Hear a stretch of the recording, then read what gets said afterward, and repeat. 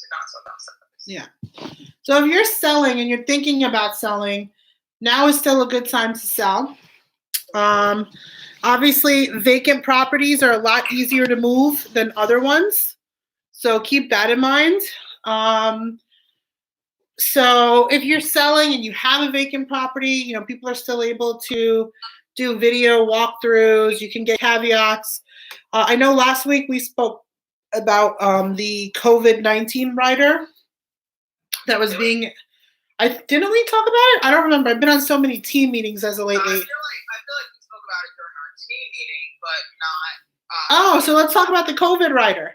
Q. Okay. Triple Qs. I like that. All right. So COVID rider is going into most deals that are being put together now. That COVID rider pretty much says in the instance of a loss of employment or extenuating circumstances as a result of COVID-19, people are being allowed to either extend the timeline that's built into their contract and or be able to be released from said contract. So if you lose your job, somebody in your family, your immediate family member gets the virus, unfortunately, and you need to back out of your transaction, you can. So that's something that is going on and is pretty important. Yeah, you know what? I feel like that will definitely eliminate a lot of the fears that some people have when moving forward right now because it's so much uncertainty. I know I have buyers that are. I know we're talking about sellers. Just to go back to buyers. No, well, you need the buyers in order to sell stuff. Yeah, exactly. Are looking to purchase and they're a little reluctant because they don't know what next week holds for them as far as employment. Yeah. So that's definitely really important for people to know that there are exceptions to the rule. Yeah, there's ways out. Again, I think employment is going to be an easier hurdle to surmount than credit.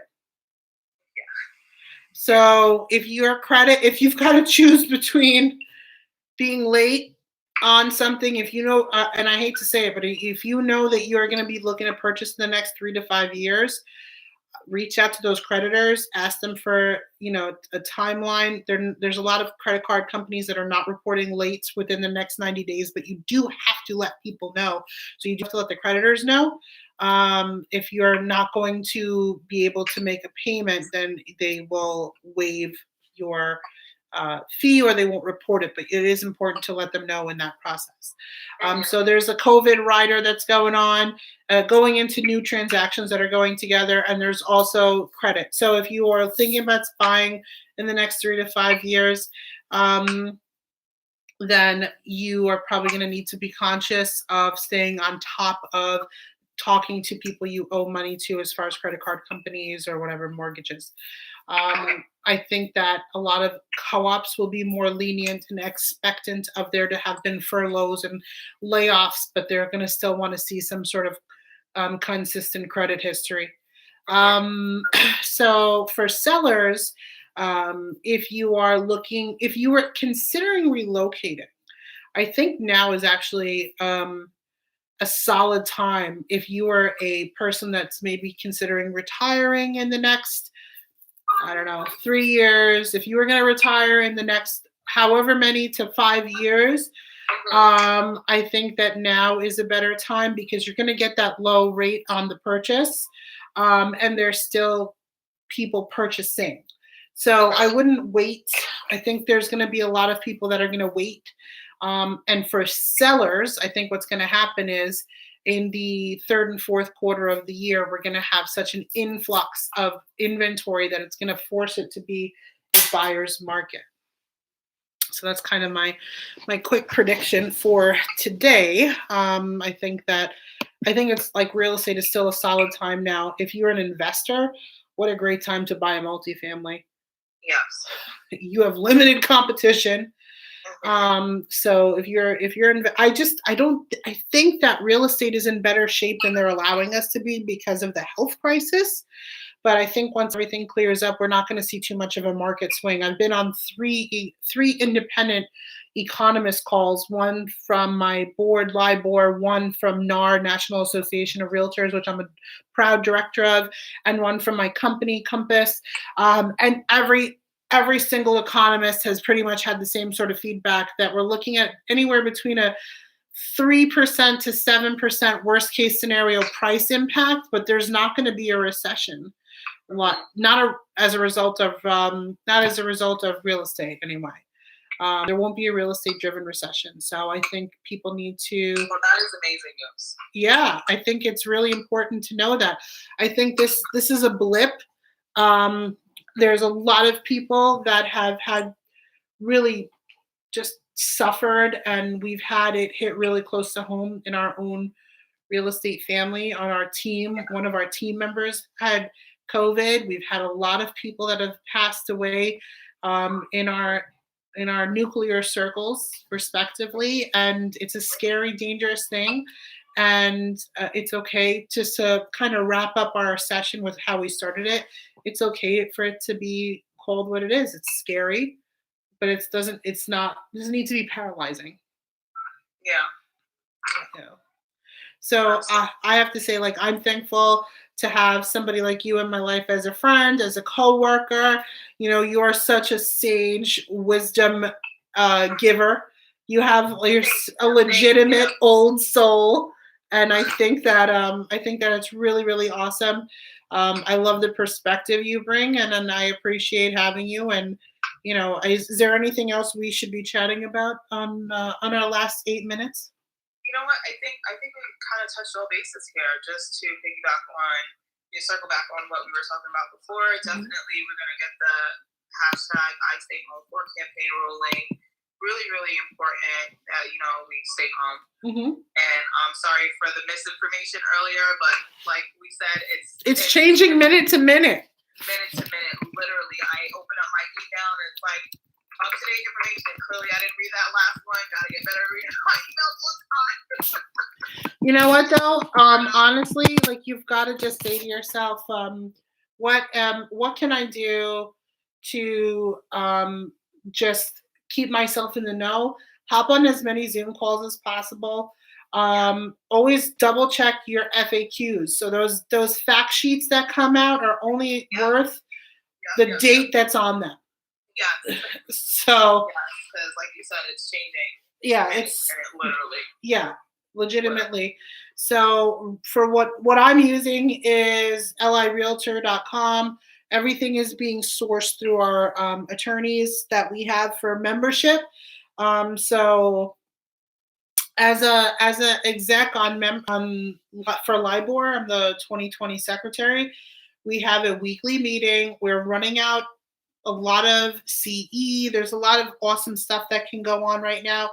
So I recommend using this as a time to, like, all my realtor buddies out there to kind of jump on all the coupons and half price offers on CE. If you wanted to become a certified buyer representative or any kind of designation, a lot of those things through NAR are 50% off. Also, are they giving classes right now?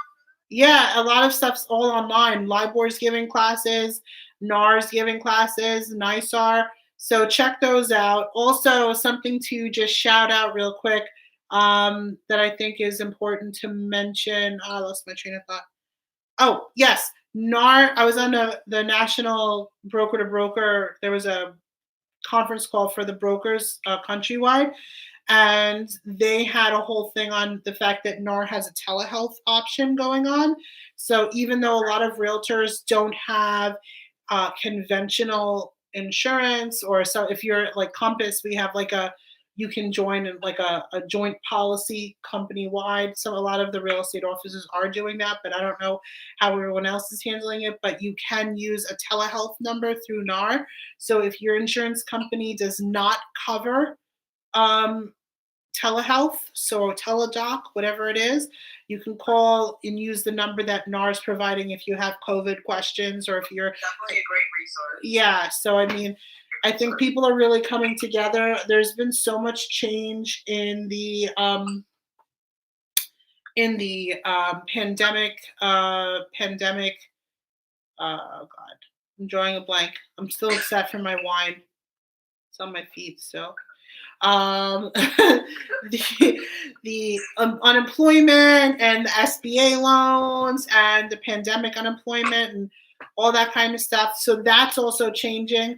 Have you been able to, like, can you share any of your experience with it? As far as like the unemployment and SBA. Yeah. What I will say is I know a lot of people are applying for unemployment right now. I think it was upwards of like 10 million Americans applying last week. Yeah. Definitely be consistent, stay persistent. You know, you may not get through the first go around, but call every day, all day if you have to. And, you know, it's definitely a lot, you know. Yeah. Definitely a lot, but it's worth it, you know, so definitely get what's out there for you and keep calling. So we'll wrap this up with, we want to shout out to Sam for her to push forward with the Compass wide initiative for I stay home for. Hashtag I stay home for. Tag who you stay home for, write who you stay home for. We will be posting it as a team and posting it up, repost it. Let us know who you stay home for. Also tag 10, feed 10, any essential workers, even if you're an essential worker, but you have a family member. That's how you know it's the truth. It's the truth. Was that a sneeze? Girl, I had a sneeze, okay? You sneeze. It's not allowed in 2020, okay? I'm done with you.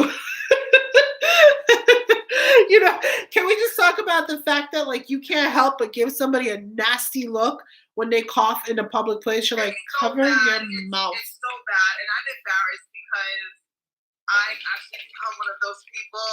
It wasn't a sneeze; it was a cough, and I really looked at this poor man like, "Are you crazy? Yeah. How dare you? I'll kill you. Don't cough at me." It's a sign of the times, though. You know, coughing is dangerous. Coughing is tantamount to like being back at the club and having someone like step on your shoes. No. You want to fight me? I think it's worse. It's legit like someone's spitting on you. Are you ready to fight? Yeah. You trying to fight me right now? Yeah. It's serious. It's serious. I don't know. So for all of you who suffer with allergies, definitely all the more reason to stay inside. Stay inside so you don't get stabbed by accident. Exactly. No one wants to be around all of that, unfortunately. And like, I sneezed one time in the last 48, and now I'm gonna feel like insecure about myself. Gonna be like, am I sick? Coronavirus. I'm like, oh, okay, hold on. My favorite thing that I've seen thus far is in Ireland, somebody put up Cardi B. Like, they did like a wall art. You know how I feel about wall art. We're both fans. I did see. And it's like, you gotta stay coronavirus away from the next person. It's how many eyes? It's 2 meters. I thought that was so funny. Yes, I saw that. I did see that. And like, just to really bring it back all the way back to the beginning of this, like, don't shame people for trying to lighten the mood. It's heavy enough. We're all scared and freaking out. It's okay to laugh. It's okay to smile, especially if you got kids. What I like to say, I said this the other day, that, you know, regardless of what's happening in the world, we wake up every morning and the sun is still shining. You know? Yep. The sun is still shining. So it's okay. It's okay to enjoy, you know, a good chuckle. You know, that doesn't mean that you take it any less seriously than the next person. But like you said, it's a really, really heavy time. And anything to lighten the mood and protect your mental health. Oh, Yes, I'm sorry. I This just dawned on me because this was like such a happy thing that I want to share. Mhm. So the last 2 days, my daughter and son have back-to-back birthdays, April 7th and April 8th. I was gonna say 6th. Whoops. April Next 7th. baby, next baby. Yes, April 7th, April 8th, and they're the amazing moms and dads came through in a parade and rang and like honked in front of the house like crazy yesterday and the day before. And then my daughter's cheerleader team and like the cheer camp came through. So you know what? It was so emotional and nice because like my kids were sitting there like, oh my God, there's like 40 people just honking the horn and everything. It was so nice. And I'm like, look, you're having like a cool party, you know? And so Sabrina wanted to say thank you to her friends for driving by yesterday. So for about an hour and a half, we drove to each person's house and in chalk, she wrote in front of their house, thank you, Oh, love that's so Sabrina. nice. Yeah, so she was just really, she was so appreciative. My son was so appreciative. So it's, the pretty wins and like the humanity that, of everything. God, Yeah, we were moving so fast before this, and now we've come to a absolutely. screeching halt, and it's like, Absolutely. You know what? I feel like we're gonna open up a whole nother conversation. mhm. Because you just